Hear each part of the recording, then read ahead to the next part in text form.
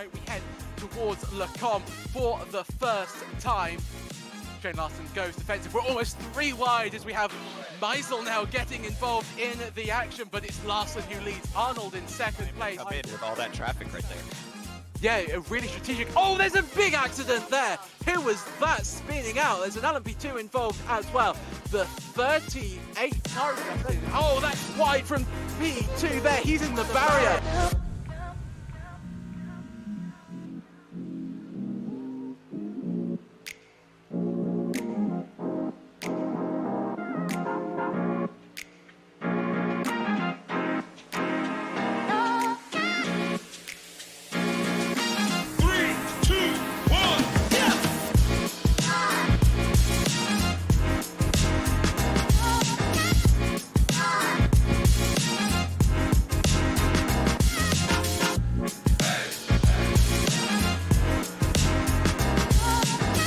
You're coming up on the field right now. This is our tightest battle on the track right now. In the 7th spot is Matthew Duder, right behind Agustin Castro and Justin Hall right ahead of him. So this is a battle for the 5th, 6th, and 7th spot. And it looks like Matthew Duder right there. Oh, we've got a car in the sideways in turn 3 again.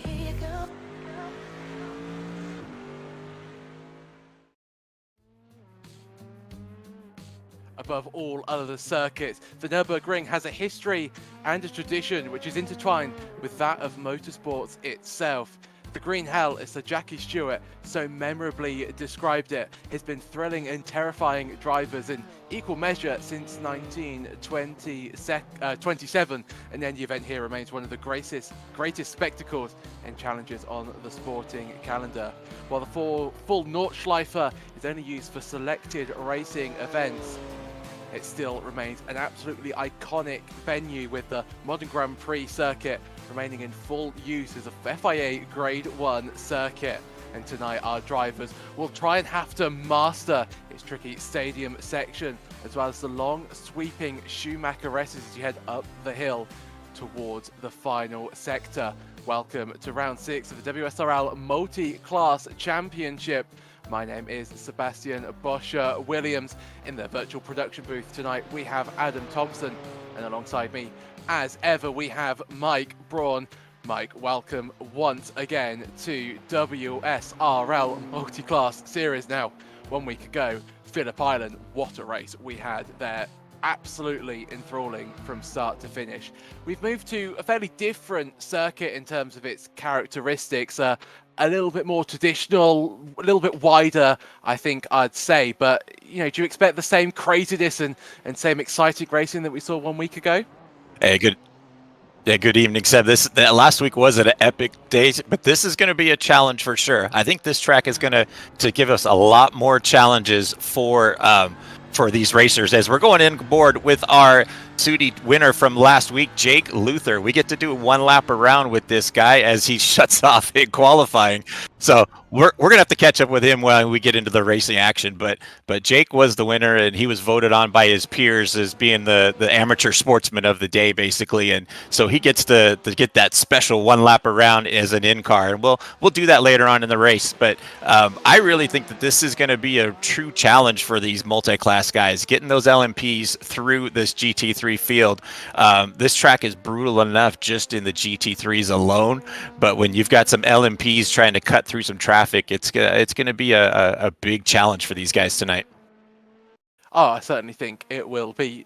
Utterly looking forward to getting this one underway. We will get that on board with the 319 of Luther at some point during the race today. But yeah, decided that his qualifying session was done and dusted. This man, Andrew Gajdarek at the moment, heading round the final corner. He'll be finishing his final qualifying lap. 6/100ths of a second, or 16/100ths of a second, I should say, off Aubrey Kundal in 3rd place. In fact, displaces Kundal. So Gajdarek up now into 3rd place as we have a look at Agustin Castro rounding turns 1, 2, and 3. And Mike, this is one of the trickiest sections on the circuit, really slow and clumsy, and if you don't have, you know, a good feeling of the car, it can be really, really difficult to master.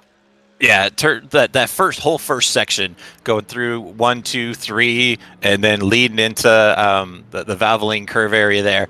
It is brutal, especially when the track temperatures start getting a little higher. The cars get real skatey, and it makes it so hard to lay down any kind of power down them straightaways. It certainly does. As we see your grid then for round 6 in Conor McClellan starts on pole. Another pole position goes the way of Conor McClellan. Can anybody stop his run? I wonder. Wayne Castile will line up on the second row, but 1 second between first and second. Actually, 1.1 seconds separates Castile from McClellan. Andrew Gajdarek starts in third place. Aubrey Condell alongside him in fourth place. Justin Barrera starts fifth with Chuck Muro in sixth place. Joshua Benjamin starts in 7th place. Jack Lee alongside him in 8th. Will Coffey starts 9th with Q Nint in 10th place. And Quinn Eisenbraun rounding out your 11-car LMP2 field. And Mike, I tell you what, why don't you take us through our GT3 grid as we just have a look at our pole sitters. There you go, Mike, take us through our GT3 grid. Our pole sitter in the GT3 class was Justin Hall, laying it down a good lap. On the outside next to him is going to be Christian Gritzko. And then Agustin Castro in the 3rd spot, the master of fuel saving. In the 4th spot, Leon Clover. Then you got Braden Carroll next to him, Diego Airy, Andre Divac right behind him. Then you got Jake Luther, Brian Long, Joey Rutledge, Matthew Dweeter, Daniel Ciro, and Kevin Medina. Then you've got in the 25th spot, Stephen Finch, Robert Schwenkler in the 26th spot, Bradley Alvis behind them, Bjorn Stange in the 28th spot, Andrew Korostecki in 29th, Dominic Angelicchio in the 30th spot. Then you got Jay Fuller, Eric Rodriguez, the best beard in the business, then Ben Simic, Lilac Zier in the Ford in the 34th spot, Eric Letsky in 35th, Kenneth Michael in the 36th spot, and then you've got Brandon Johnson in 37th, Nicholas Norwood in 38th, Michael Hillier in 39th, Tyler Emery in 40th, and in your back row you've got Brian Hoffman and Brett DiGiacomo. So, Seb, before I hand it back to you, I think this turn 1 section is going to be brutal. So just heads up on that section. I think the LMPs are going to get through it pretty good. It's the GT3 class I'm a little concerned about. Oh, you've answered my next question already. Mike, we've been working together for far too long. Yeah, that was going to be my question. Is turn 1 going to be a little bit of an issue for today's drivers? Well, I tell you what, Castile at the moment, a little bit ahead of McClellan. McClellan, though, takes that race lead. It will be the 92 who will decide when this race gets underway. They round the final corner, Coca-Cola curve, and we get ready to go racing for the 6th time this season. McClellan goes early. He's decided to get this race underway as soon as possible, and it's all happening in the background, 3 wide in the background, I think, between Nin, Benjamin and Coffey as we head down towards the braking zone of turn 1, and that's down the inside goes Condell on Gajdarek. Gajdarek sends it to the inside. They're side by side as they head up the hill towards turn 2. Down the inside once again goes Gajdarek. Forces Aubrey Condell to go wide in the GT3 field. Everybody gets away fairly smoothly, but that's Hall going a little bit deeper to turn 1. Gritzko and Castro side by side for the moment. 2, 3 wide in the background. There's a Ferrari going very slowly on the exit of turn 1. I think that's Schwenkler and Elvis having a little bit of a battle side by side as we enter now turn number 4. Everybody remarkably, Mike, getting away relatively cleanly. Don't see anybody facing the wrong way, which is a fairly unusual sight to have at the Nurburgring circuit. But once again, Conor McClellan absolutely dominating this race. Very Sebastian Vettel-esque. Already 0.8 of a second separates himself and Wayne Castile in second. Yeah, we're going to have to start calling Connor Max Verstappen because he just gets out and run away and hides from these guys. He's already opened up to a full second advantage, and we're only halfway around the track. Oh, and it looks like Will Coffey off the track. He had a little issue right there. Justin Hall all over his back wing right now. Will Coffey getting it back going and trying to run away from these GT3s. So that, I don't know, I'm not sure what happened to Coffey right there, but it looked like he may have just gotten a little loose coming around that bull turn at the Dunlap curve. And just backed him up into that GT3 traffic. Yeah, looked very, very close for comfort there for our race leader, Justin Hall. Gritzko only 0.2 of a second off the back of him. Joey Routledge under pressure from Matthew Dweeder. Dweeder sends it to the inside as we see Augustine Castro big coming under pressure from Braden Carroll into the braking zone of the chicane. This is not the chicane that maybe some associate with the Nurburgring. It's the Grand Prix circuit style, so a big braking zone side by side between a BMW then and a Porsche heading towards the final corner. Coca-Cola curve. Schwenkler on the inside as he tries to force Chorostetsky to go all the way around the outside, and Schwenkler on his debut gets the move done, finds himself into 15th place, but Chorostecki in the slipstream tries to pull out to the inside line as they head to the braking zone then of turn one. Schwenkler's gone very deep. Will he be able to get that car slowed down towards the apex? Yes, he does. So Robert Schwenkler up into 15th place, and as I said, Mike, it's his race debut, doing a superb job at the moment. Next up on Schwenkler's list is, I think, Elvis in 14th place. Yeah, that's a good start for him in the 15th spot. First time joining us out here in the league. But you've got out in front right now Justin Hall and Christian Gritzko. Gritzko doing a good job sitting in that second spot. Your top 6 spots all occupied by the Pro-Am division. All the blue mirrored and blue wingtip cars are the Pro-Am drivers. And then all the pink tip wings and mirrors are the amateur guys. So right now you've got Justin Hall out in front. Like I said, the top 6 positions are all the Pro-Am guys. And then you have to drop back to our guy, Jake Luther, in the lead of the Am class. Maybe we can do his ride along with him right now, since he is out in front of that Am class and coming into about halfway through the track right now. So you've got him coming around the Wernster curve right now, and Advan turn now, coming into that nasty chicane. You know what? You guys could just leave me alone. There's no turn number. They need to have turn numbers on these things. But Jake coming into the chicane right now, closing in hard under braking. You don't want to hit those curbs too hard, because those curbs are super high in that chicane. Coming around the last turn, the Coca-Cola turn right now, drops it down to about second gear, and first gear in the BMW. Probably want to sit in that second spot. Second gear as he's coming down the front straightaway. He's got Dre Divac right on his back wing. Dre about a half second back as they're coming into turn one. You want to stick out little 3/4 wide out here. Nice hard under the brakes. Dive down on that inside line. Now comes the tricky part of coming through that second, third, and fourth turn. Gets a little hairy through here if the track temp gets high, as you see him chasing the rear end around just a bit. Hard under, not too hard under braking. Kind of let it coast around this section here, and then you just kind of lift to get this apex. Let it glide back out here. Hard on the gas, trying to get pull away from Dre just a bit. He's opened up to another 0.3 of a second now as they're coming into that next section. Hard under the brakes, downshift is one gear, and then you just kind of glide on the brakes, downshift one more time. Oh, he kind of over downshift there. Should have stayed in that second gear through there.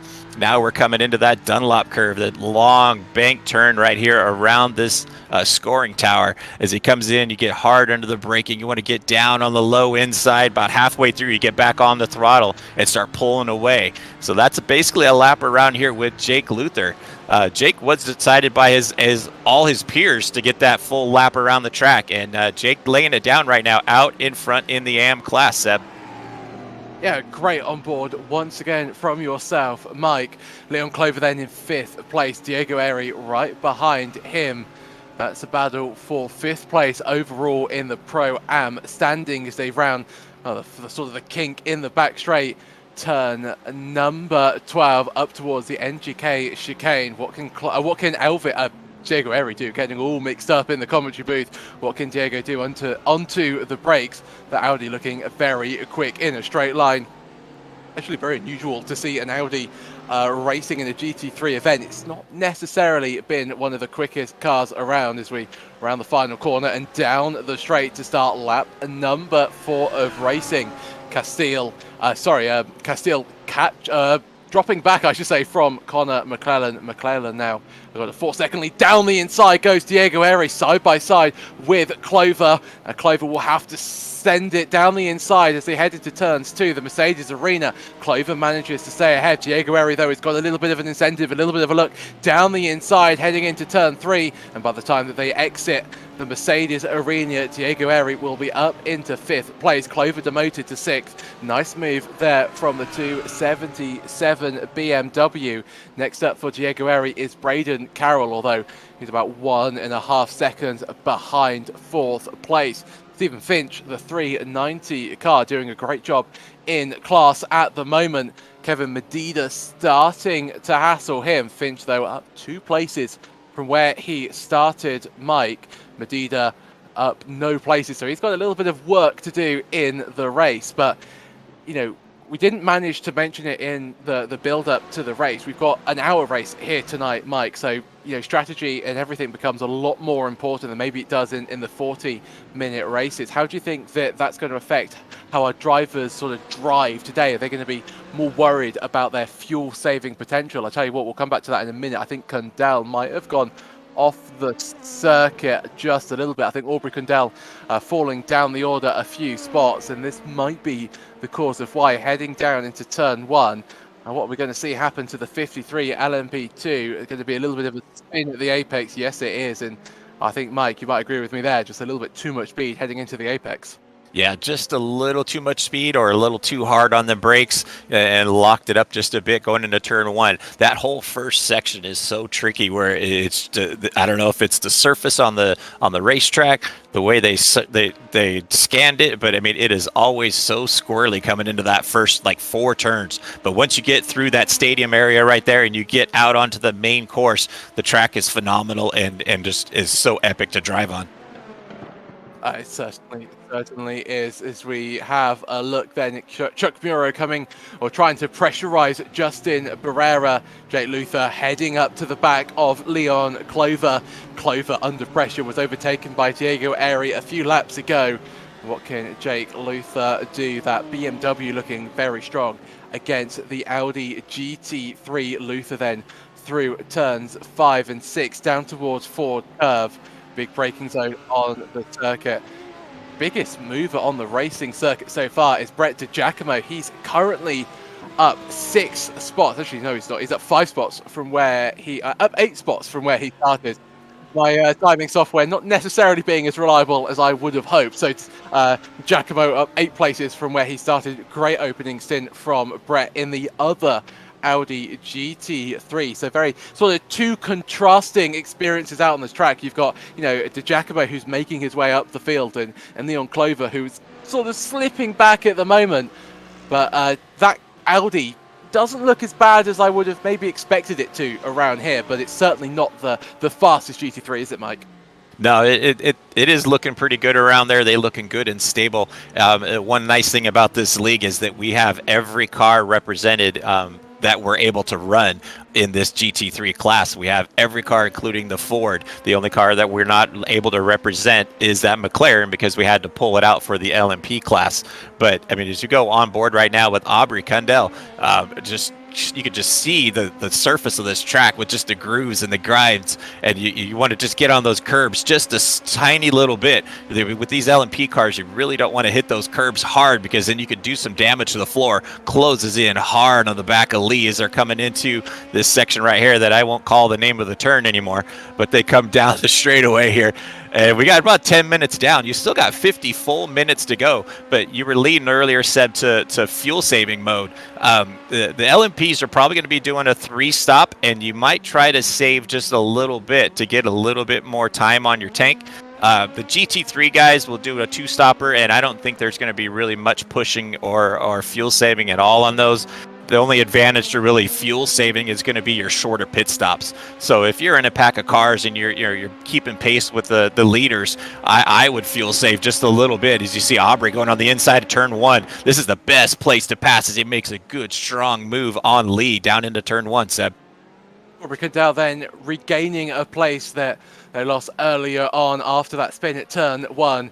Past Jack Lee for 6th place. Kevin Medina heading up to the back of Stephen Finch. Finch Also, likewise, catching Kuro, so battles up and down the field at the moment. Medina through the Schumacher races up towards turn number 10, the RTL curve, late braking, get the car towards the inside over that curve, but don't be too greedy. A 1X off slow down as well, very much waiting in the wings. That's wide there from the car ahead. I think that was Stephen Finch going wide. We rejoin our LMP2 battle. They're starting now to make their way through the GT3 field. Barrera, Muro, side and Gdarik all separated by less than 2 seconds on the racing track. They've got a little bit of lapped traffic interference as well. Not going to help their cause one bit. Next up for them, I do believe, is Nicholas Norwood, the 3-4-5 entry in the Mercedes. You see the Mercedes there. That's Gdarik making his way past on the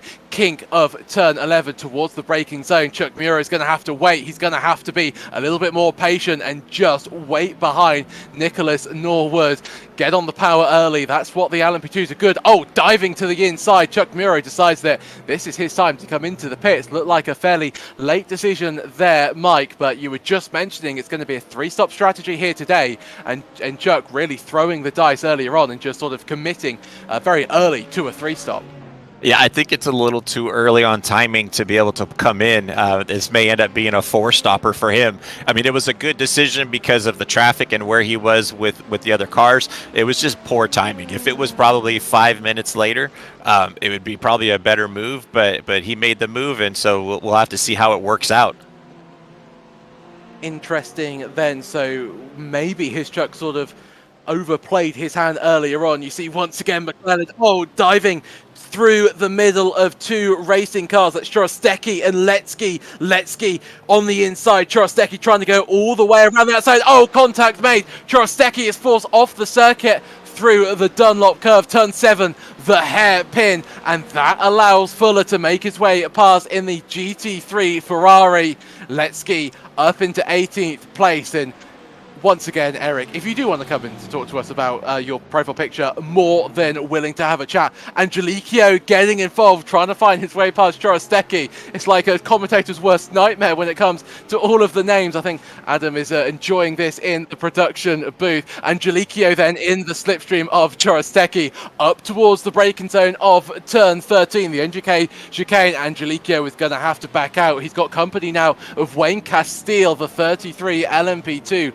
Second place, man. The gap, Mike, between McClellan and Castile, 9 seconds. So McClellan, you know, sometimes this season we've seen him be a little bit more cautious through traffic, a little bit more hesitant, but this time he's been decisive and he's gaining a chunk load of time over his closest rival of Castile. Yeah, he's ripping off a whole second a lap faster than anybody else right now. Connor, his fast lap is a 1:44.6, and Wayne Castile's a 1:45.6. I mean, that is just a crazy number for the top running cars right now. As you see the last laps by, McClellan with a 1:46.8, Castile with a 1:48.5, because he got tied up with that traffic a little bit, had to back off into that chicane, and he lost some valuable ground there. But Castile does have an advantage over Andrew Gdarik. So, I mean, he's about a half second back behind him right now. So, I mean, starting to close back in, but just based on that traffic. But we're back up front with the GT3s. As we go back to the LMPs, Aubrey Condell in the 5th spot right now. Aubrey's still trying to make his way back up after that early spin out as we got a GT3 off the track there. That's Rob Swankler, I do believe, off the circuit. Our debut driver currently falling off the circuit as we have a look at a replay, and this might be why. Schwenkler heading through turn 5, off the circuit, and is he going to make contact with a wall? He'll be lucky to get away. A little bit of a love tap with the outside wall of turn 6. He'll get away mostly from that, but a whole chunk of time there lost for Robert Schwenkler. Back on board then with this battle in the LMP2. Aubrey Condell still ahead of Lee. I tell you what, it's really interesting me though, Mike, is, you know, Condell sort of cruised up to the back of Jack Lee, but Jack Lee has not allowed Condell to ride up, or ride off, I should say, into the distance. And they're both currently catching Justin Barrera. I mean, I know there's a lot of traffic. You can see the amount of cars that they have both ahead of them and behind them as Condell gets held up by Chorostecki going through the final corner. That might give Jack Lee a little bit of an incentive to send it down to the inside into turn one. Another Ferrari they will lap before the braking zone. Lee has a look on the inside. That's a BMW though holding up the issue. That's Eric Lexkey at the wheel of the 218 BMW. Late send there from Cadell, almost making contact with Lexkey. He'll get away with that, but really close driving at the moment. Almost an accident every corner for Lee and Cadell. But, you know, as I was going back to that point, you know, Condell is not being able to get away from Jack Lee, and Justin Pereira is managing to sort of hold his spot. So, you know, Condell has sort of stalled out a little bit, Mike. Yeah, he seems to be backing down just a little bit. Maybe he's playing the fuel save mode a little bit, just trying to extend that fuel tank just a bit as we're coming up on the 17-minute mark. This should be around the time when you start seeing those LMP cars coming in. Around the 18-minute mark is when I'm predicting these guys to start coming in.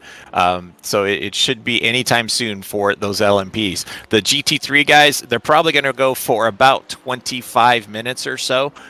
So the first wave of pit stop should start at about the 20-minute mark to 25-minute mark, and then we'll see it probably again about the 45-minute mark to 50, just depending on how far they want to push that last tank.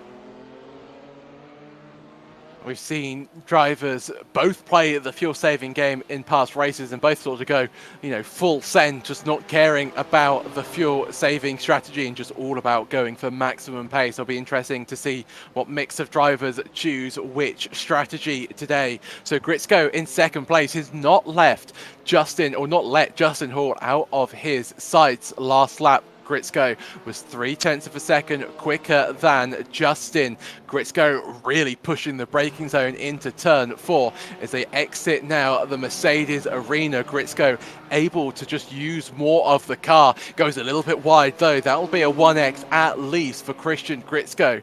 But Hall looks a little bit under pressure at the moment, Mike. Fairly unusual, in fact, from Justin Hall. He's been fairly dominant so far this season, but Gritzko really able to follow him to really, you know, pressurize Hall, and that might just, you know, allow Hall to make a few mistakes, and maybe Gritzko could be looking at a race win here. Eric Rodriguez almost colliding with the back of Stephen Finch. Bjorn Stange now getting involved in as well as they head down towards turn 5. Rodriguez very much sandwiched in a BMW Mercedes bread. Analogy didn't really go anywhere, did it? Rodriguez on the exit of the Ford curve down towards the hairpin. And Mike, Rodriguez up 6 places from where he started. You know, Seb, we're just having a heck of a time tonight. It's all right because you and me are the A-team, so we're up here doing it. But, I mean, speaking of A-team, that beard on Eric Rodriguez has got to be just – I mean, we say it every week, but the guy has got the best beard in the game. I know Dre is real close in that image, but Eric he takes the win on it. But these guys are battling it out real good right now. This GT3 class is always putting on a great show for everybody. I mean, Finch, Rodriguez, Stange laying it down. Those 3 guys running together, and not too far back is Letsky and Korostecki. So I mean, it's just a great battle right now as we're coming up on the 20-minute mark right now. So we should be coming in pretty soon for some pit stops. Anytime from the LMPs, and maybe the GT3s are going to squeak it out to about 25 minutes, but we'll have to see what they do. Certainly will. Well, it's all been changed in the LMP2 field. I wonder if we've had a few pit stops. Not that I can see. So just to update you, as Rodriguez almost being taken out by an LMP2 heading into the braking zone of turn 1. Aubrey Condell finds himself back up in to 3rd spot. Gadarik 4th, Jack Lee in 5th. Justin Barrera down in 6th place, very wide from Gaidarik, heading through the Ford curve. And I think we might, Mike, just be able to see what happened. And this is Justin Barrera up towards the corner that will have no name for the rest of this broadcast. What's going to happen to the 86? Man, he just locked it up somehow. That is an absolutely bizarre way. I wonder if he was playing with his brake balance or something, but that was the chicane, and he just came into the hard braking zone, and the back end just chased around for it. It was a very odd way. But, I mean, you see Christian Gritzko still on the back bumper of Justin Hall. He is not letting him go. But But we got a battle again back with Barrera, trying to work his way back up from his early spin. Goes on the inside of Jack to take over that 5th spot right now. But that was a little trippy for Barrera. He's usually pretty sure-footed on his braking points, and I mean, we've even had him in the endurance league to actually walk us through a whole lap, and does a fantastic job of it. So I'm a little surprised by that. Oh, and you see Gritzko get a little hairy coming out of that last turn, Seb.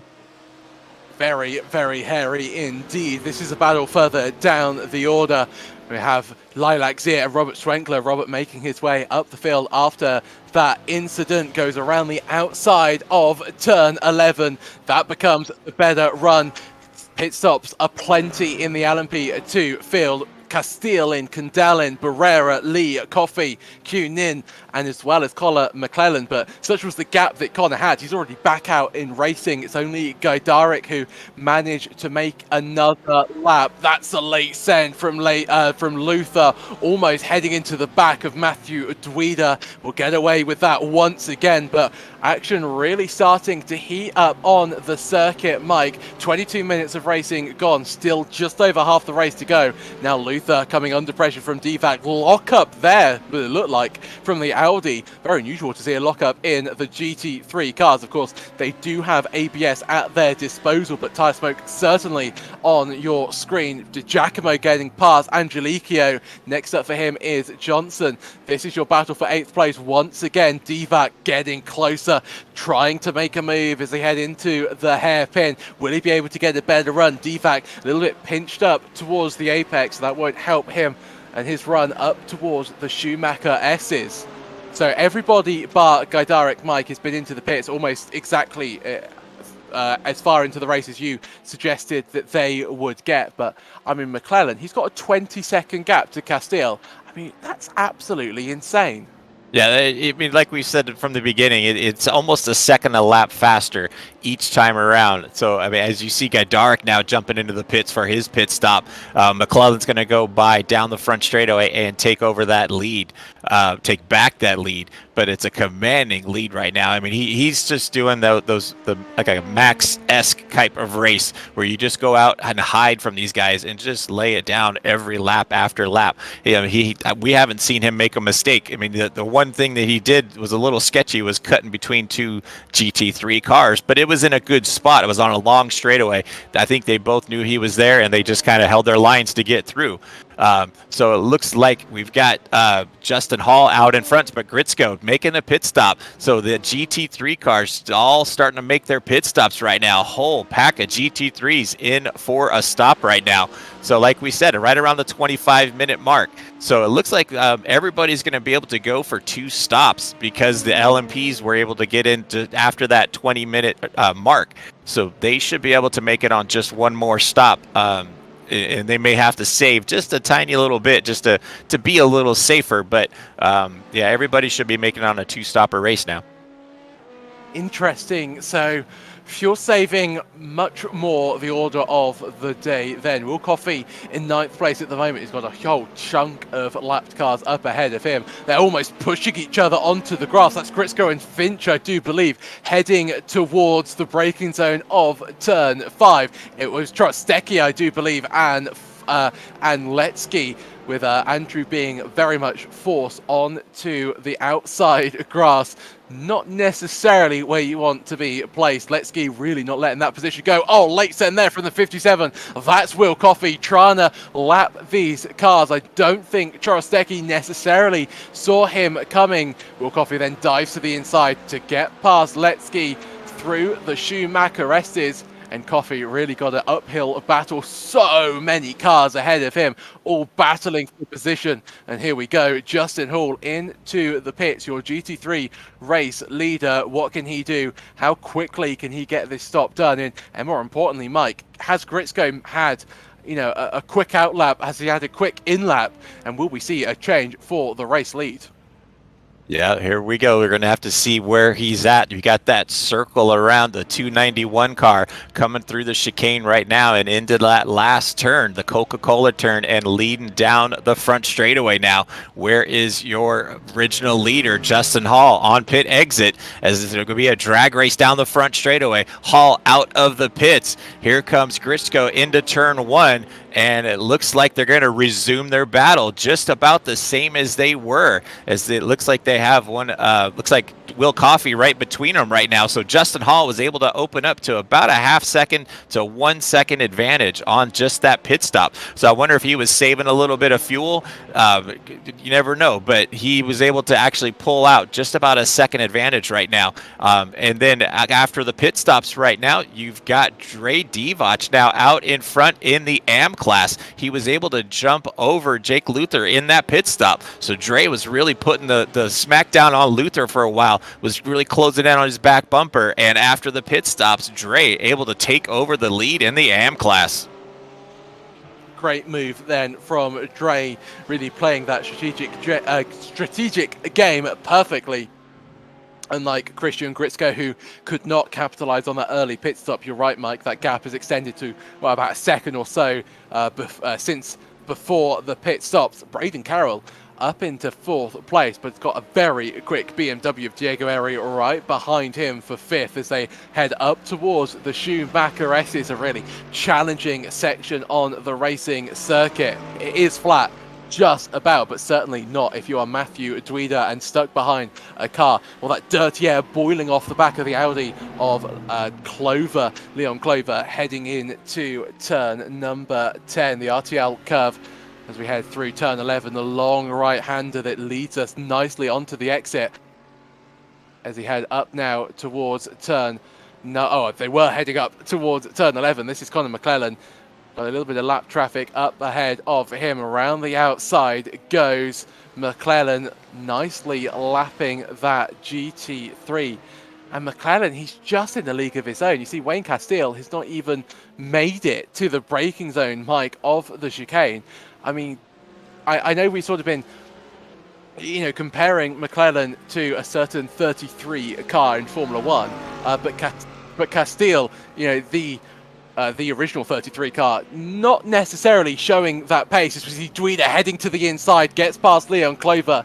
Textbook move there for Matthew Duida, and Duida finds himself in 6th spot. But, Castile is not a slow driver, Mike. Just goes to show how in check and in the rhythm McClellan is at the moment in the race lead. And if I remember correctly, Connor mentioned last week that this is one of his favorite tracks. So it is definitely showing if it really is with that over 21-second advantage. And then you got Chuck Moreau running in the 3rd spot. Chuck's about 10 seconds behind Wayne. Aubrey Cundell in the 4th spot, about 3 seconds behind Chuck. And then you got Andrew Gajdarek in the 5th spot. So that's your top 5 right now in the LMP class. In the 6th spot, Joshua Benjamin. Jack Lee running in 7th. Justin Barrera still trying to hang on to that 8th spot, dropping down a little bit. Then you got Will Coffey and Q Nin in 9th and 10th in the LMP class. But here's a crazy battle, 3-way battle. Your leader trying to cut through the grass. I mean, McClellan, we're talking about making some crazy moves, but McClellan just cutting in and out of traffic right now with this 21-second advantage. Seb, I would be backing down and just picking my time. I think I would be as well. As we have a look at the battle once again, Di Giacomo and Chorostecchi, 2 tenths separating them. Di Giacomo up 12 places now from where he started, so certainly the biggest mover and shaker in this race so far. Another sort of shout out, another driver who has made a lot of moves, but it isn't being shown on our graphics, is the driver right behind him, Robert Schwenkler, making his way up the field after that little bit of an incident that we saw with him earlier on in the race. Currently in 20th place, got Brett Di Giacomo right up ahead of him. Lilac Zier sending it into turn 10. I think went off the track fairly briefly, did Lilac, but she certainly did a great job at recovering that little issue that she had. As we just make our way through the chicane, Mike, up towards the braking zone of the Coca-Cola corner. as you just see how difficult that Ford must be to drive. I know that we always mention it. We always mention how difficult the Ford is to drive, but it's certainly it is not the easiest GT3 to drive out there, is it? No, absolutely not. I don't know how Lilac has been able to run around every single track that we've run and still able to wheel that GT40 around this track. I mean, it's very impressive. I mean, not anybody could do it, and doing it on an every week basis. Lilac's done a great job. Oh, she certainly has. Matthew Druida back behind Leon Clover. So Clover's made the move. Druida tries to send it towards turn 10. Not a conventional overtaking opportunity. We'll have to concede the battle for now. But Clover off the circuit, almost out of control, almost spearing across the circuit. In fact, Druida really putting the pressure on Clover. Clover certainly feeling it as they head through turn number 12 up towards the braking zone in turn 13. The chicane, the best overtaking opportunity on the circuit. If you're feeling brave enough, if you're feeling bold enough. Those curbs though, Mike, are so high. You know, I just said that it was one of the best overtaking opportunities on the circuit, but I'm starting to doubt myself actually, because you don't tend to see many overtakes heading into the chicane. It tends to be down into turn 1, where I do believe Matthew Druida is going to try and replicate what he did to Leon Clover a few laps ago. Yeah, turn 1 is the place, definitely. The chicane, I think you just want to draft and just get close, and you want to set yourself up for this turn. If you set yourself up too early into that chicane, make a pass, you get a little rough going on to that front straightaway, and then you might end up getting drafted down that front straightaway and get repassed going into turn 1. Yes, certainly agree with you there. Lilacs here then still on the back of Schwenkler. Schwenkler falling a little bit further away from Di Giacomo than we last saw him. So I wonder if Schwenkler's had a little bit of an off on the previous tour or so. So Giacomo and Trostecki still locked in that battle. 0.5 of a second separates 18th and 19th place. Chuck Muro, the LMP2 driver who was running in 3rd place, heads to the pits. And, you know, Mike, we were talking about the majority of the LMP2 drivers will be able to get away with 2 stops, but one driver that is definitely going to have to do 3 is Chuck Muro. 33 minutes to go. I mean, he's going to be lucky if he can get away with 1 more stop. That's a fairly ambitious strategy that Chuck's chosen today. Yeah, earlier on, it was like about the 13, 14-minute mark when he pit the first time, so I don't think he's going to be able to make it on the same schedule as the rest of the guys. As you see Robert go out a little high and Lilac going on the inside. But with all these battles and watching the guys go up and down the board, one of the biggest jumpers right now is Brett Di Giacomo. We were talking about him earlier in that Audi. He is up 13 spots right now, and 12 spots right now, and right now you've got Pursuit of Punch Racing Team threw out a new challenge. It's a challenge that rewards the most gained positions to promote race drivers to staying in the race. So pushing that effort, he had a rough qualifying start. He's able to move all the way up, and he's up 12 spots right now. So good on Brett. He is laying it down right now, and hopefully to see him make some more moves. Maybe he can reel into Andrew Korostecki here soon. That gap is fairly inflated since we last saw it. Trostecki now over a second ahead of Di Giacomo. I wonder if the Audi driver has made a little bit of a mistake on the previous lap, as we see he's rounding the final corner, Coca-Cola corner. All looking good. Robert Schwenkler getting involved in the battle. He's got Hoffman right behind him. Angelico, actually isn't Angelico, is it? It's an LMP2. Very easy to mix the two up. That's a 78 car making their way back through. That's Joshua Benjamin at the wheel of 78. Currently in 5th place is Josh. Great race from him so far, up 2 places from where he started, just sort of lapping by himself, really just, you know, allowing the race to come to him. And you never know with a race that's so dominated by fuel saving. The drivers that you don't tend to see much on the broadcast are the ones that you tend to surprise you when you head to the end of the race. They're the ones that are able to fuel save a little bit more Back for this battle for 20th place. Schwenkler getting past Lilac's ear. Hoffman now having a little bit of a look. Late send there from one of the LMP2s. Divac and Luther side by side, and Dre Divac still ahead of Jake Luther, but for how much longer? The original GT3 AM race leader of Jake Luther really hassling Dre as they head through turn 12 up towards the braking zone of the chicane. Luther gaining even under braking, almost touching the back of that Porsche. Almost a contact there, Mike, but Luther looks quick, and it looks like he's committed to getting his race win back. Oh, he has not given up one bit. He's been able to hang with Dre this whole entire time. I think these two guys have been covered by about 10 feet the entire race. I mean, both their lap times, their fastest laps together are 1/100th of a second apart. So that's how equal these two guys are right now. This is for the lead in the amateur class. And then right behind him is Daniel Curo. Daniel is in the Pro-Am class, but it's still for technically a position, but it's just a different division, different race win. And one of the ways you could tell is by the car numbers. The amateur guys are starting with the 300s, and then the 200s are the Pro-Am class. The Pro-Am guys do have the blue mirrors if they have the correct stickers on their cars. And then the amateur guys have the pink mirrors and the pink tips. As you jump over to the number 277 car of Diego Airy in the Pro-Am class, you notice those blue wing tips and mirror tips on his car coming around. Diego, one of our fierce competitors, running in the 4th spot right now, dropped back just a little bit from Agustin Castro. Agustin running in the 3rd spot. I did notice in the Discord earlier today that Agustin was having some issues with his pedals. He mentioned that he had one of the sensor wires or something that had gone bad, and he was looking to see if anybody could help him get it ready. So obviously he was able to get something working today to get back out there today to run with us. Sort of an underseen area of sim racing. You know, you don't have mechanical failures with the cars, but you certainly can have mechanical failures with your racing equipment. I remember distinctly a 6-hour race that I did where my flappy paddles on my wheel stopped working on the exit of a very slow corner at the Red Bull Ring. Didn't necessarily wasn't favoured by the LMP2 that was directly behind me. Gritzko off the circuit according to our timing software there, only momentarily.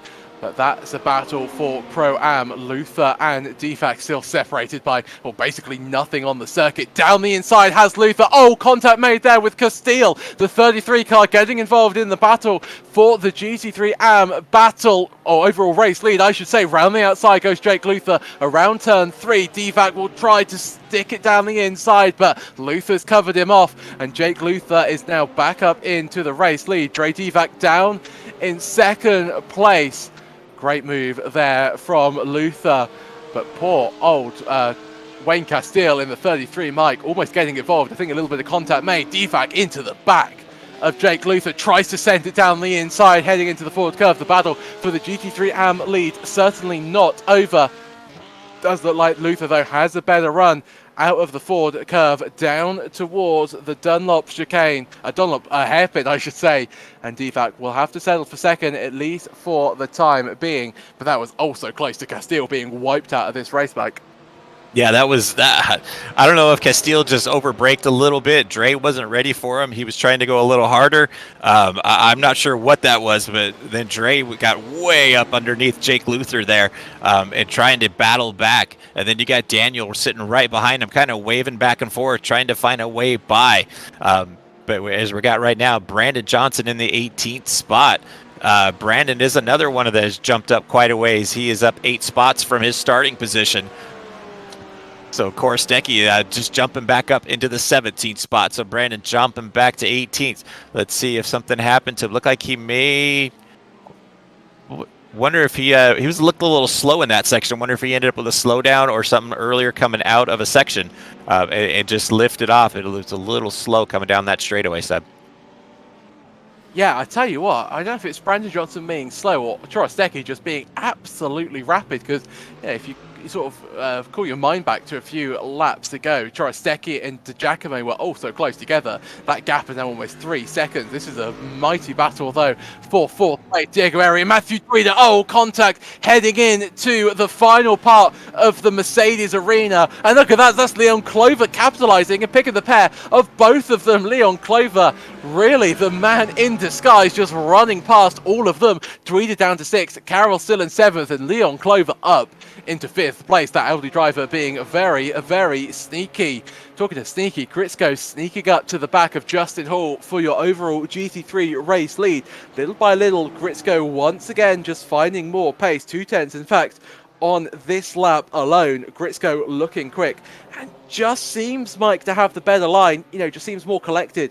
Looks like Hall is starting to push the car, and when you start pushing the car, not only do you start to push your luck when it comes to, you know, making a mistake, sort of running off the circuit, but you also start to push the tyres, and that is a little bit of a consideration in this hour race we have today.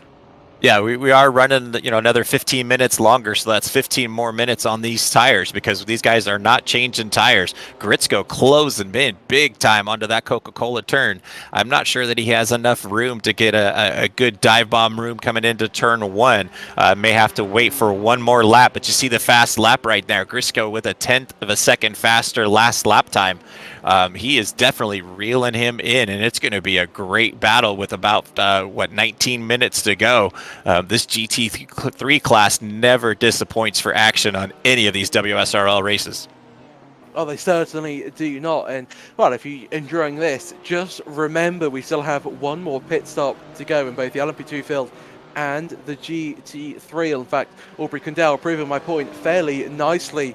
They're into the pits for their second and hopefully final stop of the racing event. 80 minutes to go should be just enough to, should be able to get enough fuel at the pit stop to make it 18 minutes or so.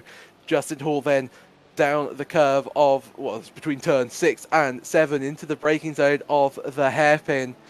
And Gritsko starting to gain just once again, looks a little bit more calm, a little bit more collected at the wheel. Both BMWs, so no car-specific advantage through the Schumacher as we go. Gritsko very committed. I said earlier on that, you know, drivers might start to be affected by the dirty air. Gritsko did not look any way, shape or form affected by the dirty air. Late braking into turn 10, through turn 11 we go. Gritsko getting closer and closer to the back of Justin Hall. They're in the slipstream now as we head up through the king of turn 12. Well, there's a GT, an LMP2. Making his way through. I think that was Wayne Castile. Took us all by surprise in the commentary booth. I think took Gritsko a little bit by surprise as well through the chicane. Nice and tidy for Gritsko. Nobody decides to dart off into the pits to try and make the undercut. Pit window very much open in the GT3 field. Gritsko still around 4/10 or so behind Justin Hall, but it almost felt like, Mike, that there was a move on for Gritsko if it wasn't for Castile making that mistake, as I think McClellan is into the pits for his second stop.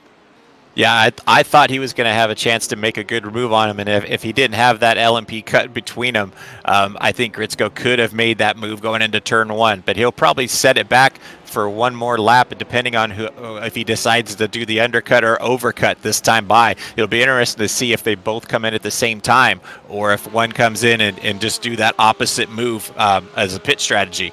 But this is your battle for that Pro-Am class right now, or the AM class, I'm sorry, of Luther and Divac. Divac trying to close back in, gets hard under the braking, tried to make that move on Luther, Seb. These guys are going to be battling around here for another 15 minutes yet. I mean, it's going to be great to see what these guys do after their pit stop.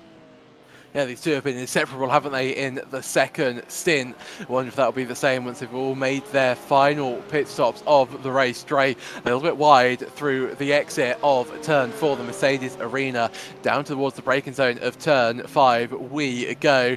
Divac really in the dirty air of that BMW. Oh, so late braking into forward curve, almost colliding with the back of Jake Luther. How these two haven't made contact yet is fairly astonishing. Likewise with these two. So 2 battles on the GT3 field. One for the GT3 overall victory and the GT3 Pro-Am. And a battle for the AM victory as well. Here goes Christian Gritsko. He's got the inside line heading in to the chicane. Justin Hall breaks late, gets the move done. almost collides with the back of Christian Gritzko. Gritzko tried to get the over-under, did not manage to get it successfully, and so Justin Hall remains in the race lead. He's sort of seen off the first real challenge to his race lead. Gritzko, though, got a better run through Coca-Cola Corner as they head once again down towards turn one. We ride on board with Christian Gritzko. Gritzko tries to go down the inside. Hall covers. Gritzko's forced to go the long way around the outside, side by side into the braking zone. Oh, there's a Porsche for good measure. That's going to slow them both down, and that's helped Justin Hall stay ahead of Christian Gritzko. Gritzko is trying to hustle Justin Hall out of the way. Hall is defensive into turn three. Christian Gritzko once again tries to make the move, sends it to the inside. Oh, contact is made. Gritzko and Hall collide, and Christian Gritzko does a very gentlemanly thing of waiting at the apex, and this is LMP2 getting involved. And well, that's one of the most kindest maneuvers I've ever seen on the racing circuit, Mike. Gritzko knew that he was in the wrong. He knew that that was his mistake, and allowed Justin Hall to get ahead of him. And such is the gap between the top two and the rest of the field that they haven't even lost a position because of it. No, that was absolute great sportsmanship from Christian Gritzko. Like you said, knowing that he was in the wrong coming in that section. They just got tangled up and backed up with that lap marker of that Porsche there. But Justin Hall was able to collect himself up and get back out in front. And Christian was able to just sit behind him, and they didn't lose any gap on in that run. So Agustin Castro still sitting in that third spot, and after all that is still about 4 seconds back. You could see the replay coming through. It was just a poor move, just poor timing for Christian, but he did the right thing. He did the sportsmanship and backed off and let Justin take back that lead. A three-way battle right now coming down into this section here. That is Dweeter in the Merc and sitting in the back trying to get by Leon Clover. Clover was able to get by when Dweeter got a little high around that left side. But so this is a battle for the 5th and 6th spot as they're coming up on a lap card coming into the chicane right now. Dweeter looking for a place to pass. Clover goes on the inside just to block him just a bit. And I bet you Dweeter's going to try to make that move coming down into turn one. It's kind of seemed to be his MO. As this is the AM class fight right now, Seb, coming into Coca-Cola turn. And it looks like our leader jumping in the pits. So two GT3s in the pits then. Christian Gritzko in the GT3 Pro-Am battle. And so is it Jake Luther, the leader in GT3 Am. Defect, though, very, very quick through that final chicane. I wonder if Luther was slowing down, trying to, make sure that he could exit the pits, or enter the pits, I should say. So Divac going for one extra lap. Dre trying the overcut rather than the undercut that some other drivers have chosen, more specifically Christian Gritzko, who currently finds himself in 5th place. Chuck Bureau coming up to the back of Aubrey Kundell. Aubrey still ahead of Chuck. Chuck, I still think Mike has to make an extra pit stop. So while this is a battle on the track at the moment, Kundell is ahead in terms of race pace as he tries to get past Matthew Dweeter down the inside, successfully navigate the Mercedes. Does Aubrey Kundell. Muro will have to wait until the exit, which he does, but that separated that battle for 4th. The gap is now up to 0.5 of a second, although as I said that, starting to fall once again. Andrew Trostecki right up behind the back of Jay Fuller. That battle still remains very much on and fierce. Trostecki, Mike, it's almost been in a battle every time we've gone on board with him. He's certainly not had a quiet and easy race, and I hazard to guess that he'll be looking forward to this race sort of ending, because an hour of intense racing really is incredibly mentally draining. It is, but you know what is when you have the most absolute fun is when you have a battle with somebody for that whole hour-long race. It just makes you feel so accomplished when you get done. But right ahead of them is your early leader in the AM class. That's Jake Luther, sitting not too far ahead of him. So he just came out of the pits, and Dre Divac is resuming the lead in the AM class. So I'm curious to see if Dre's going to come in this time by. He does not. He goes by the front straight, comes out of Coca-Cola turn, and down the front straight one more time. We've got about 10 minutes left on the master clock, and Dre still hanging on to that lead. He's probably trying to get a good hot lap in, try to get out in front, try to pull away and get that overcut down on Jake Luther. So we'll have to see how that works out for Dre, Seb. And the issue is that, well, not an issue, but Dre Divac might start to impact on the overall GT3 race win as well. Gritsko closing up to the back of Dre. I'm sure Christian will be sort of urging the Porsche just to pull in to the pits, although Dre is under no incentive to do that. He's got to run his own race, but the two lead battles really sort of coming together on the track and really influencing each other at the moment. What can Dre Divac do? The 301 car currently is looking at what I believe, Mike, will be his first class win of the season.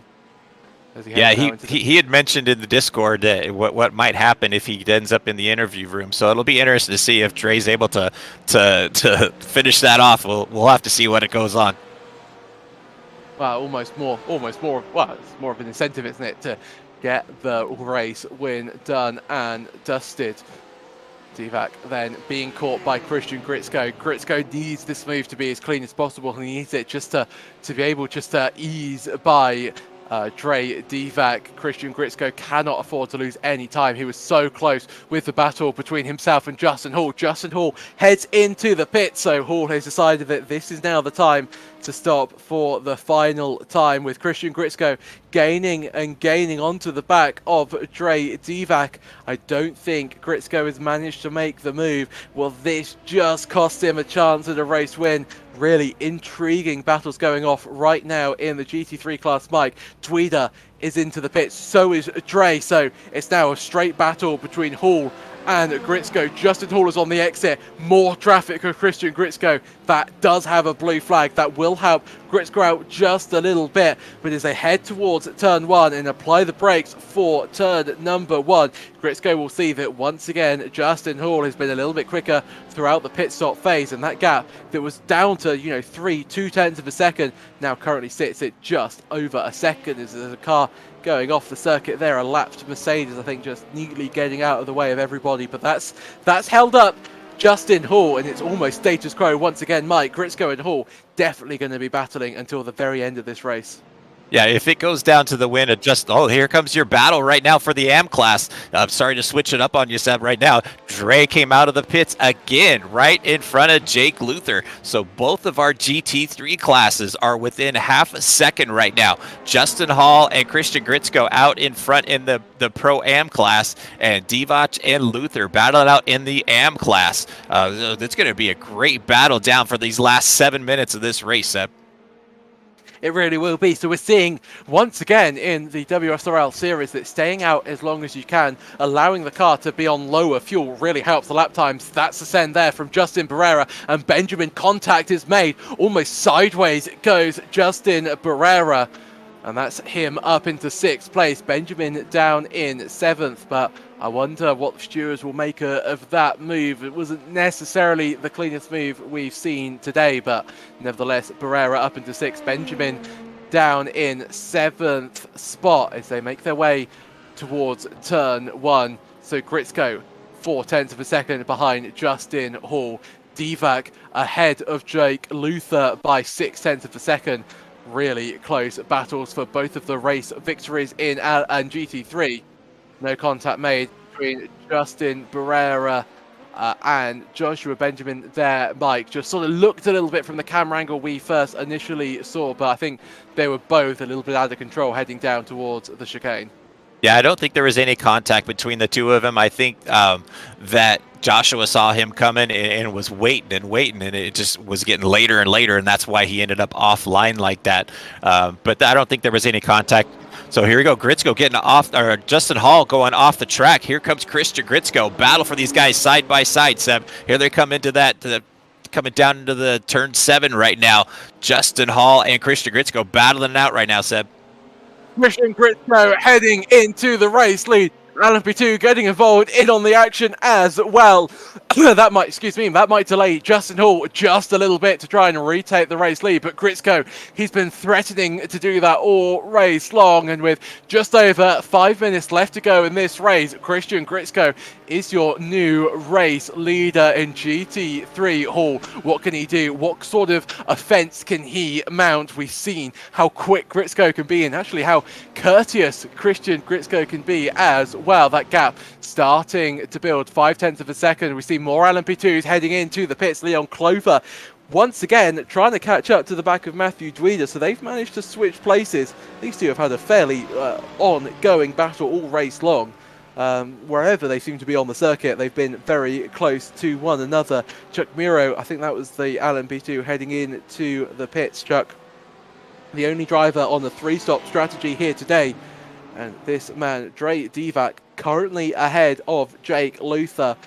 And with just over 4.5 minutes to go in this race, that race lead is looking more and more cemented for Dre. Luther needs something special to make the move, almost a la Christian Gritsko. That Chuck Muro going very wide through turn 1, almost losing the rear. And Dre starting to take control of the GT3 AM class as this battle for GT3 overall race win looms on. Justin Hall tighter through turn 2. That will give him a little bit of a line towards turn 3. Christian Gritsko a little bit out of control, a little bit wide. Will that allow Justin Hall to make the move? Now it's Justin Hall around the outside, side by side. Hall is going to go all the way around the outside of Christian Gritsko through turn 3 as we head down towards the braking zone of turn 5. It's Justin Hall ahead of Christian Gritsko. Gritsko will try to open up the corner to try and get a better run out of the forward curve as we head down towards the hairpin. Justin Hall remains in the race lead. Christian Gritsko gaining in the slipstream, pulls out towards the inside, can't find a way through. Can they all get it slowed down for the apex? Yes, they can. Superb move there from Justin Hall. Mike, never seen a car successfully go around the outside of turn 4. No, and I don't know that Christian saw that coming. That was a fantastic move from Justin Hall to go around the outside in that section. And Gritsko tucking in back behind him now, behind his wing. As you see right behind him, their LMP leader, Connor McClellan, with 45-second advantage right now on the field. Connor is just done and checked out. I mean, he's kind of been overshadowed by all these battles in the GT3 class, but Connor way out in front with a 45-second. Here comes Christian Gritsko trying to make another move on the inside of Justin Hall. He is going to wait till turn 1, Seb. I really think he's going to wait till turn 1 to come down and make another move on Justin Hall. I think you might be right there, Mike. Thought they were almost going to collide on the back straight up towards the chicane, but thankfully no such issue. Gritsko then in the slipstream, gaining and gaining on Justin Hall. 3/10 becomes 2/10, but Hall is just about to hang on. It's going to be forcing Gritsko to go the long way around of turn 1. That becomes the inside line for the little kink of turn 2, but it's still Justin Hall then ahead of Christian Gritsko. Gritsko, will he try to do what Justin Hall did to him 1 lap ago? I wonder. Gritsko going a little bit deep into turn 3, and that's going to allow Hall to stay ahead once again as they exit turn 4, exit the Mercedes arena, and they get onto the midfield section of the racing circuit. A little bit more open, a little bit less ability to make those overtakes. Gritsko once again tries to set up Hall, tries to get a better run out of the forward curve, heading down towards the hairpin. And Gritsko once again is gaining, looming large in the mirrors of Justin Hall. Gritsko momentarily off the circuit, really pushing the track limits onto the braking zone of the hairpin. But I think Gritsko knows that Hall wants this race win. Hall knows where he has to defend, and it's starting to, to get an air of desperation from Christian Gritsko. Gritsko needs to overtake Justin Hall, Mike, where maybe Hall isn't necessarily expecting it. Yeah, it looked like Justin was doing the block move going into turn 1 to try to hold that inside line off and make sure that he doesn't make any passes. So like you said, he might need to make a surprise move, just like Justin did on Christian a couple laps ago as they're coming into the chicane right now. Gritsko with another great move, but Justin riding just about 3/4 of the way through the lane, trying to block him up just a bit. This is going to be an epic battle as they're going to go around probably for one more time here, Seb. One more lap. So McClellan starts his final racing lap. McClellan 45 seconds ahead of Wayne Castile in second place. Haven't really mentioned the LMP2 battles too much. Chuck Muro battling with Jack Lee. Muro on the unusual 3-stop strategy. Jack Lee trying to send it down the inside, heading into turn 4. No contact made between them. Jack Lee up ahead once again. Hall defense to the inside. While all of that's happening, Luther has gotten past Dre Divac. So Dre demoted to second place in the GT3 AM category, but that battle is most assuredly not over. This battle as well down the inside. goes Christian Gritzko, almost colliding with the back of Justin Hall. Hall a little bit wide, a little bit loose and Larry out of turn 4. Does that allow Gritzko to send it to the inside heading into turn 5? Well, he thought about it but couldn't quite make the move done as we head through turn 6, and this is where Gritzko has been the quickest. This is where he's looked like he could potentially make the move as we head through the Mercedes arena. This is your battle for the GT3 GT3 AM battle. Oh, that's a little bit wide from Luther. That might allow Dre just to have a little bit of a move. Hall still remains ahead in the overall GT3 battle as they head up towards the Schumacher S's. Gritzko is quickly running out of places, Mike, that he can make the move. Surely he's got to send it, Mike, down to into the final chicane. Yeah, he has to. That's his last chance. That or the Coca-Cola turn, but that's just so hard to get a pass as he's looking around the outside. What a way move from Gritzko. Put him on the outside. Like we said earlier, he had to surprise him, and he put him on the outside. Now he's got to play that block game going into the chicane, Seb. So it's now Hall on the back foot. Cannot believe that Gritzko managed to make his way around the outside of turn 11. Hall is going to lose the race lead in the final lap. McClellan comes across the line to win. Late send there from Justin Hall. Gritzko is going to try and go all the way around the outside, and I do believe it will be Christian Gritzko, but they're racing towards the line. A flash of the lights from the race winner in GT3, Christian Gritzko. Superb racing as we go to another race lead battle. Dre trying to gain on Luther, could not successfully make it around the outside of turn number 11 like we saw from Christian Gritzko, and I think it might be Luther. Oh, Luther's wide. This could be a run to the line, side by side, heading in to the Coca-Cola curve. Oh, and Dre Divac is heading into the pits. Did he get a I've lost my mind. Did he get a penalty? Thank you very much, Mike. Did he get a penalty for that slight contact? Because Divac heading into the pits, or has had a cheeky tactic to try and win the race, but Dre Divac into the pits, crosses the line, and it will be Kuro in 8th place rather than Dre. And what an ending to that race. What a move, though, from Christian Gritzko. Gotta be one of the best, if not the best moves I think I've ever seen in iRacing. This has to be the best race of the year so far for WSRL for both seasons. I mean, this is absolutely, the epic battle for both classes of GT3. The LMP class was a runaway from Connor. He did an absolute great job. Cannot take anything away from him.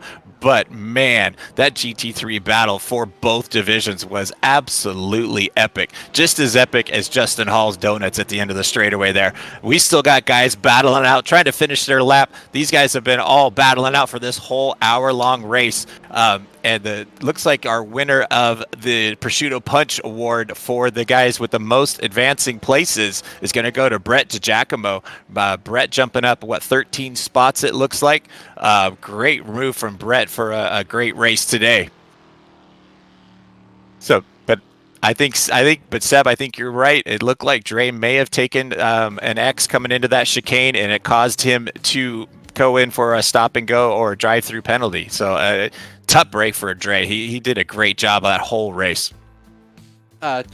Certainly concur with that sentiment. Heartbreak for Dre, but there you go. Confirmation then of your race results, in Conor McClellan a commanding lead. Surely he's got to be a record for the biggest overall race winning margin. Wayne Castile then 2nd place. Aubrey Condell is 3rd and rounds out your LMP2 podium.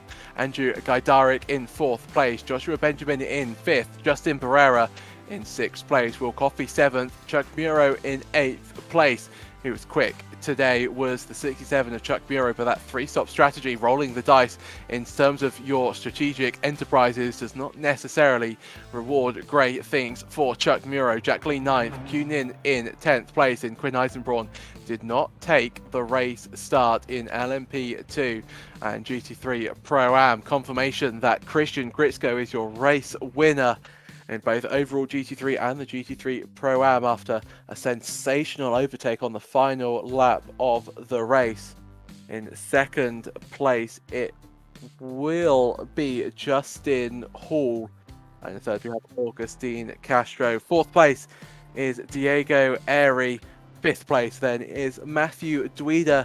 6th place, Leon Clover. A great drive from the Audi driver, was thereabouts all race long. Daniel Cure 7th.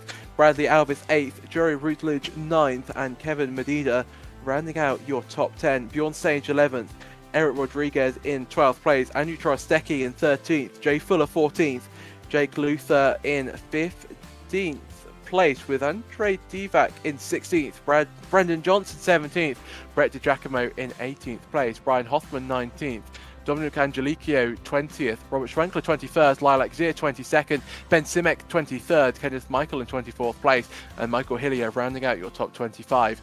Nicholas Norwood 26th with Tyler Emery in 27th place, Braden Carroll 28th, Stephen Finch in 29th place, Letsky and Long both retired. And I'm just having a look. I think confirmation that it was Jake Luther, but who won in our GT3 AM category, Mike. But I'm a little bit confused because according to our race results, it's Joey Rutledge who is your race winner. Mike, I think we need a little bit of confirmation on that. I wonder if Jake had a penalty because Jake is showing 27 seconds off our race lead. Yeah, I'm wondering if that is what happened to him as well. That's the only thing I can say is maybe that him and Dre both collected points on that last chicane, maybe getting together, trying to run off the track a bit, and maybe that caused them to fall off the board. And so that's going to give your AM result winner to Joey Rutledge. So we're going to have to go back and look at the standings after that race. But I think we do have an interview waiting for you, Seb, for one of our illustrious LMP class drivers. Yeah, let's have a chat to... Wow, the one, the only, the Connor McClellan. Connor, once again, welcome to the commentary booth. That looked like a fairly dominating victory. I think I've said that to you a few times this season. But I think it was a 49 or so second race victory. You said that you enjoyed this track. You said that it was your home track. But come on, you didn't even think that you could manage to get such an advantage over the field? I mean, I was confident that I could build a gap, but not this big. But I do really enjoy driving this track. So I was so confident and comfortable that I wasn't even thinking about it really. It was just more like a doing type situation. Mm-hmm. And that so often comes hand in hand with supreme pace, like we saw from you today. I think early on in the race, you ended up having to sort of shoot the gap between the middle of two GT3s. It almost seems that every race victory that you have one moment when you almost see the race flash before your eyes. Did you have any more adventures out there? No, it was I did bully the Soul 4 GT. I made a really shitty move in the chicane. And it was really awkward, and that was a dumb move, but it was okay. We both made it. Other than that, I just remember driving by the really intense battle for the win in GT3. The last 2 laps, and I was so scared that I would somehow affect the outcome. So I was really careful going past them. And in the last few laps, I was just basically looking at my relative instead of the road to see how it's going. Well, I mean, I would certainly recommend going back and watching the final lap. Very unorthodox move for the race victory in GT3, although I think you should probably head to bed first. Connor, it's always a pleasure to talk to you in the commentary booth. Congratulations once again. I'll say the same thing I say every week. Is there anybody you'd like to give a shout out to at all? No, I'm blanking. I am done right about now. Well, everyone who I've greeted before, that'll do. Ditto, I think, is a term that you could use. Thank you so much, Connor, and by all means, go to bed now. You have thoroughly earned it. That was Connor McClellan, your LMP2 race winner. Mike, I believe you're standing by with some GT3 drivers, one of which I'm not quite sure if he is the GT3 AM race winner or if he knows that he isn't. So have fun with that, Mike. Well, we're going to go to the Pro-Am class first and talk to our Pro-Am winner, Christian Gritzko. And then we're also going to pull in somebody else. So this battle in the Pro-Am class in GT3 was absolutely epic. Christian and Justin, you guys put on an absolute show for these guys.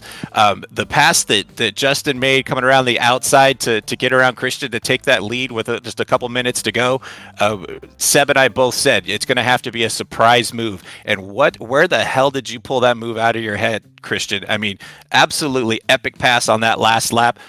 Christian, just talk us through this whole race. Well, on that last lap, I'm going to be honest, that move, I kind of lost control of the car. I just managed to catch it in the last second, and Justin gave me the space, and I just kind of floored it for the rest of the way. And no, it was a good race. Honestly, I thought that maybe I could get by him on the pit strategy and just get a good out lap, but it just never worked out for me. He was always in front, and I'm like, how am I going to do this? How am I going to pass this guy? But it was good racing the entire race. And I do want to say, before I tear it to you, Justin, real quick, I know this is Christian's race taking the win, but I want to come back to one moment in the race. Christian did get on the inside of Justin, tapped him a little bit, and they both got sideways, and Justin pulled out just a bit and slid out, and Christian did the absolute sportsman job. I kudos to you, Christian, on that move. Justin, how did you see that move? How did you guys come into that section right there? Oh man, yeah, he's both a gentleman and a scholar for for that kind of level of sportsmanship, man. And this was the battle I was waiting for all last season. We were 1-2 in points, like the majority of the season. We were working our way up to some epic battle, and this was finally it. This was fun. I'm covered in sweat right now. That was white knuckle racing. Now, that was an absolute great race, guys. I mean, we couldn't decide. I mean, the AM class had a great battle. You guys had a great battle. I mean, it was, if we could have gone split screen, it would have been epic because the two battles were within half a second the entire time. So, I mean, great job to both of you guys for racing. Again, Christian, fantastic job on sportsmanship, on letting Justin go back by. I got nothing else to say. You guys laid it all down on the track. Christian, got anything else you want to say to anybody while we're up here? Oh, of course. Well, the sportsmanship part, honestly, it's just good racing. We're all here to have fun and really battle, and just having the entire race battling Justin, I wanted to keep it going. Plus, it was just kind of like, dive in. I saw an opening because there was traffic in front of him. I thought maybe I'd get a chance, but maybe netcode or something turned him, but I didn't want to finish the race that way. I wanted to finish on an epic battle like it did. Hey, Justin. Fantastic job. Go ahead, Adam. Yeah, sorry. Mike, sorry. I know you guys keep trying to unplug my microphone, but I always find a way up here into the commentary booth. But Justin, Christian, I cannot say enough. You guys made my job down here in the production booth extremely difficult, but thank you for doing that. And I just want to say to both of you guys, that little incident there into 4, it had to have been, I hate to say this word, had to have been netcode.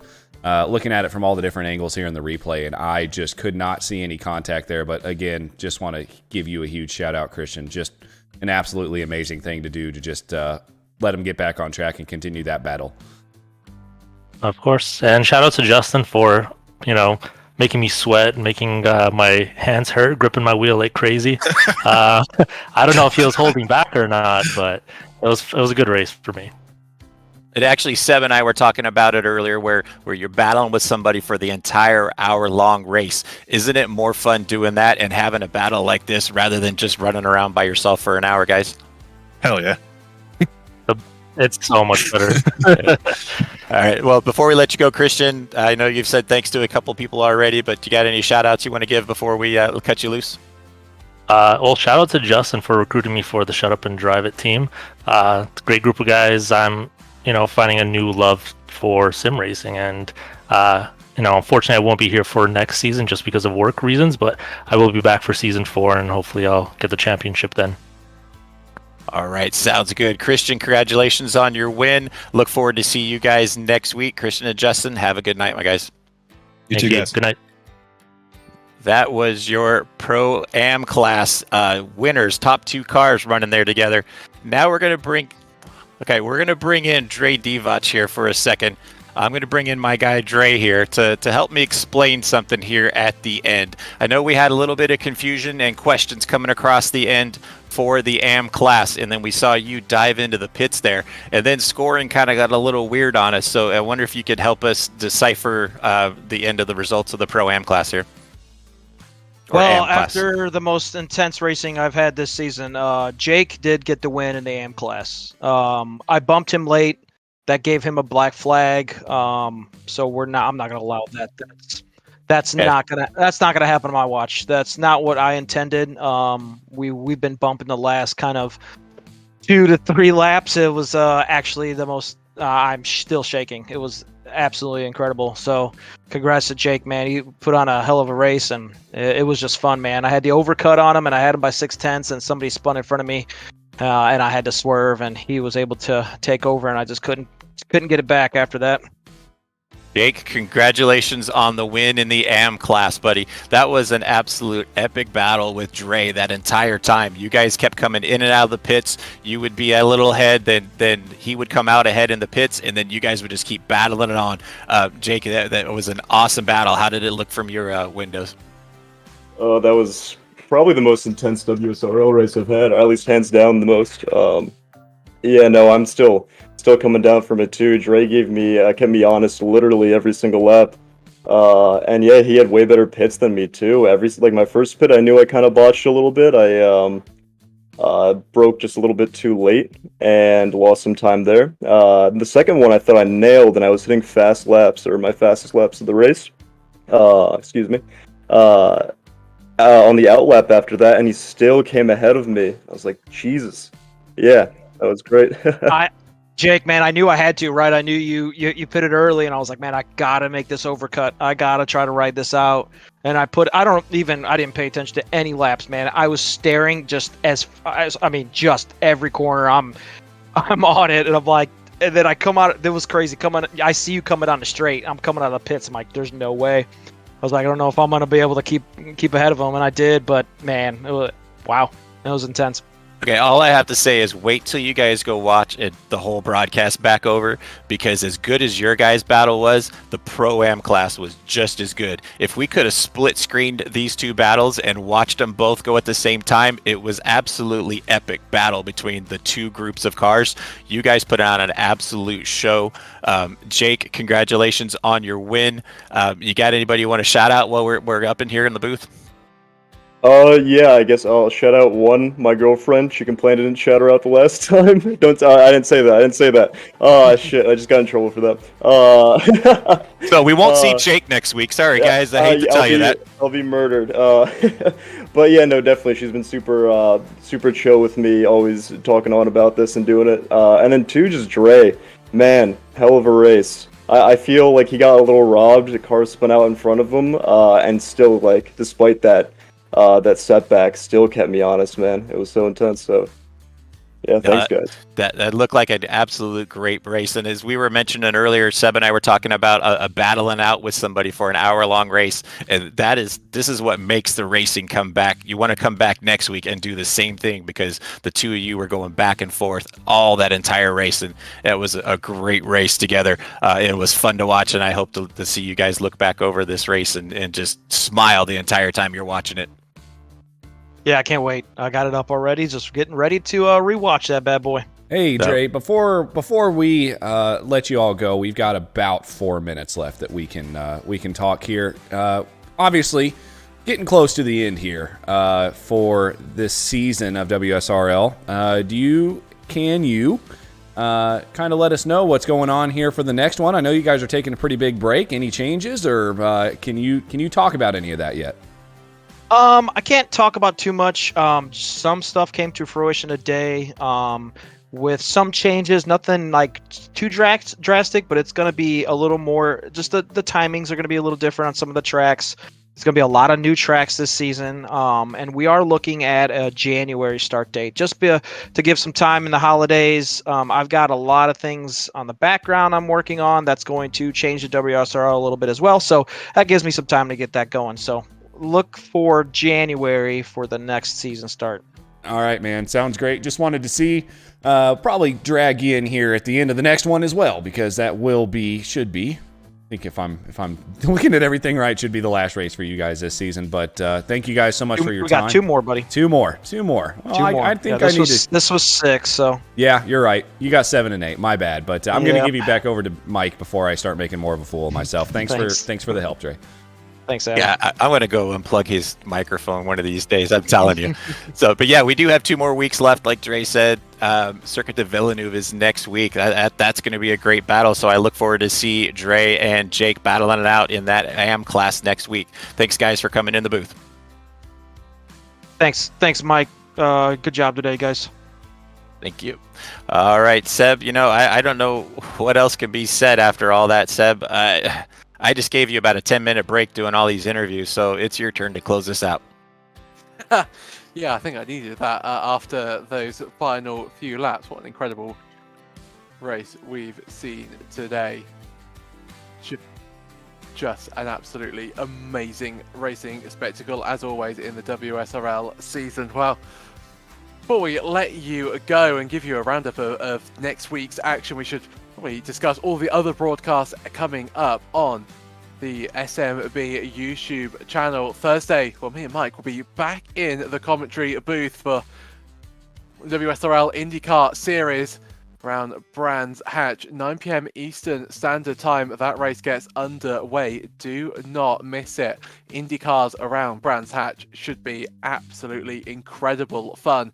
And then at the same time, 50 minutes after that race gets underway, Spec 5 returns Mazda MX-5s, this time from Twin Ring Motegi, an underrated track in the iRacing sphere. Do not miss that if you don't necessarily fancy an IndyCar broadcast. And then, well, we'll be back on November the 1st. Can you believe it? Already to November.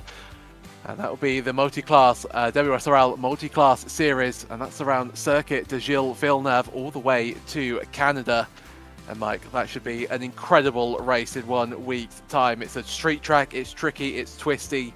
I don't think you could ask for more. It's not necessarily, a multi-class track that you think of, but multi-class can happen around there. You just have to be a little bit more patient. Should be utterly fascinating. Yeah, it is definitely going to show a little bit of patience for those LMP cars to get through these 30-some-odd GT3 cars. But if it's going to be even half as good as this race, it'll be absolutely epic. Certainly concur. Well, that is us done from the Nurburgring today. My name has been Sebastian Bosher-Williams. Alongside me in the commentary booth has been the wonderful Mike Braun. We've had Adam Thompson in the virtual production trailer. Thank you all so much for tuning in, and we will see you in 1 week's time as the WSRL multi-class series heads to Canada.